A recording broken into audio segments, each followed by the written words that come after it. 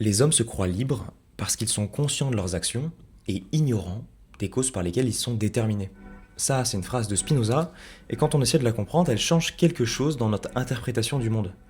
Spinoza ne dit pas qu'on ne décide de rien, il dit qu'on sait ce qu'on fait, mais qu'on ne sait pas vraiment pourquoi on le fait. Que chacune de nos actions est une conséquence d'une cause qu'on ne voit pas ou qu'on ne veut pas voir. Un exemple simple, on dit « j'ai choisi ce métier », mais ce choix vient d'une histoire personnelle, d'une éducation, de rencontres, de peurs, d'opportunités, d'un contexte économique. On est conscient de la décision finale, pas de toute la chaîne de causes qui y mène.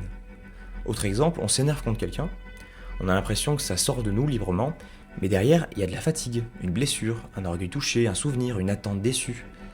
C'est ça que Spinoza appelle le déterminisme. Tout ce qui arrive a des causes, même nos pensées, même nos désirs. Et c'est là qu'il faut faire très attention. Parce que déterminisme, ça veut pas dire fatalisme. Le fatalisme dit quoi qu'on fasse, tout est écrit, donc ça sert à rien d'agir. Spinoza dit l'inverse. Il dit quoi qu'on fasse, il y a des causes, et plus on les comprend, plus on devient actif. Le fatalisme paralyse, le déterminisme de Spinoza responsabilise. Parce que tant qu'on ne comprend pas ce qui nous détermine, on subit, on réagit, on est emporté par des passions.